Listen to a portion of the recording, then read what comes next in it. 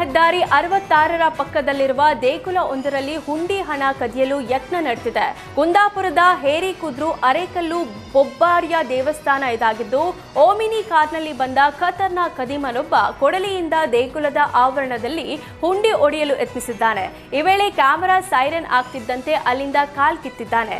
ಕಳ್ಳನ ಕೈಚಳಕ ಸಿಸಿಟಿವಿಯಲ್ಲಿ ಸೆರೆಯಾಗಿದ್ದು, ಸ್ಥಳಕ್ಕೆ ಕುಂದಾಪುರ ಪೊಲೀಸರು ಭೇಟಿ ನೀಡಿ ಪರಿಶೀಲನೆ ನಡೆಸಿದ್ದಾರೆ. ಬಂಗಾರಪೇಟೆ ತಾಲೂಕಿನ ಬೂದಿಕೋಟೆ ಗ್ರಾಮದಲ್ಲಿ ಖದೀಮರು ನಿಧಿ ಆಸೆಗೆ ಶಿವನ ದೇಗುಲದಲ್ಲಿ ಭೂಮಿಯನ್ನ ಅಗೆದಿದ್ದಾರೆ. ಚೋಳರ ಕಾಲದ ಸೋಮೇಶ್ವರ ದೇವಾಲಯದ ಬಲಿಪೀಠ ಹಾಗೂ ಧ್ವಜಸ್ತಂಭದ ಬಳಿ ಭೂಮಿ ಅಗೆದು ಶೋಧ ಕಾರ್ಯ ನಡೆಸಿದ್ದಾರೆ. ಅರ್ಚಕರು ಮುಂಜಾನೆ ದೇಗುಲದ ಬಾಗಿಲು ತೆರೆದಾಗ ಕೃತ್ಯ ಬೆಳಕಿಗೆ ಬಂದಿದೆ. 15 ವರ್ಷಗಳ ಹಿಂದೆಯೂ ಇದೇ ದೇವಸ್ಥಾನದ ಬಳಿ ನಿಧಿಗಾಗಿ ಕಿಡಿಗೇಡಿಗಳು ಹುಡುಕಾಟ ನಡೆಸಿದ್ರು. ಇದೀಗ ಮತ್ತೊಮ್ಮೆ ಕೃತ್ಯ ಎಸಗಿದ್ದು ಭಕ್ತರು ತೀವ್ರ ಆಕ್ರೋಶ ವ್ಯಕ್ತಪಡಿಸಿದ್ದಾರೆ.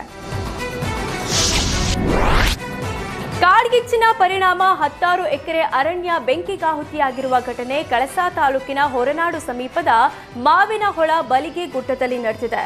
ಗುಡ್ಡದಲ್ಲಿ ಬೆಂಕಿ ಬಿದ್ದ ಬಗ್ಗೆ ಮಾಹಿತಿ ತಿಳಿದಿದ್ದಂತೆ ಸ್ಥಳಕ್ಕಾಗಮಿಸಿದ ಅರಣ್ಯಾಧಿಕಾರಿಗಳು ಬೆಂಕಿ ನಂದಿಸಲು ಮುಂದಾಗಿದ್ದಾರೆ. ಗುಡ್ಡದ ಒಂದು ಭಾಗದಿಂದ ಇನ್ನೊಂದು ಭಾಗಕ್ಕೆ ಬೆಂಕಿ ವೇಗವಾಗಿ ಹರಡುತ್ತಿದ್ದು, ಕಳಸಾ ಅರಣ್ಯ ಇಲಾಖೆಯಲ್ಲಿ ಸಿಬ್ಬಂದಿಗಳ ಕೊರತೆಯಿಂದ ಬೆಂಕಿ ನಂದಿಸಲು ಹರಸಾಹಸ ಪಟ್ಟಿದ್ದಾರೆ. ಕೊನೆಗೂ ಸ್ಥಳೀಯರ ನೆರವಿನಿಂದ ಬೆಂಕಿ ನಂದಿಸುವಲ್ಲಿ ಯಶಸ್ವಿಯಾಗಿದ್ದಾರೆ. ಬೆಂಕಿಯ ಕೆನ್ನಾಲಿಗೆಗೆ ಅಪಾರ ಸಸ್ಯ ಸಂಪತ್ತು ನಾಶವಾಗಿದ್ದು, ಪ್ರಾಣಿ ಪಕ್ಷಿಗಳು ಕೂಡ ಸುಟ್ಟು ಕರಕಲಾಗಿದೆ. ಮಹಾಶಿವರಾತ್ರಿ ಹಿನ್ನೆಲೆ ಕಲಬುರಗಿ ಜಿಲ್ಲೆಯ ಆಳಂದ ತಾಲೂಕಿನ ಪ್ರಸಿದ್ಧ ಲಾಡ್ಲೆ ಮಶಾಕ್ ದರ್ಗಾದಲ್ಲಿ ಶಿವಲಿಂಗ ಪೂಜೆ ನಡೆದಿದೆ. ಹೈಕೋರ್ಟ್ ವಿಭಾಗೀಯ ಪೀಠ ಅನುಮತಿ ಮೇರೆಗೆ ದರ್ಗಾದೊಳಗೆ ಶಿವಲಿಂಗ ಮಾಡಲಾಗಿತ್ತು. ದರ್ಗಾದಲ್ಲಿ ರಾಘವ ಚೈತನ್ಯ ಶಿವಲಿಂಗಕ್ಕೆ ಪೂಜೆ ಹಿನ್ನೆಲೆ ಆಳಂದ ಪಟ್ಟಣದಲ್ಲಿ ನಿಷೇಧಾಜ್ಞೆ ಜಾರಿಗೊಳಿಸಲಾಗಿದ್ದು, ವ್ಯಾಪಕ ಪೊಲೀಸ್ ಬಂದೋಬಸ್ತ್ ಏರ್ಪಡಿಸಲಾಗಿದೆ. ಮಧ್ಯಾಹ್ನ 2 ಗಂಟೆಯಿಂದ ಶಿವಲಿಂಗ ಪೂಜೆ ಆರಂಭವಾಗಿದ್ದು, ಸಂಜೆ 6 ಗಂಟೆವರೆಗೆ ನಡೆಯಲಿದೆ.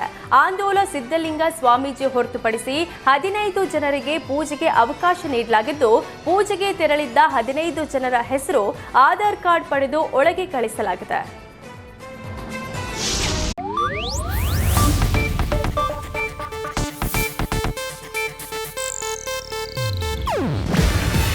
ಇದು ಏಷ್ಯಾನೆಟ್ ನ್ಯೂಸ್ ನೆಟ್ವರ್ಕ್ ಪ್ರಸ್ತುತಿ.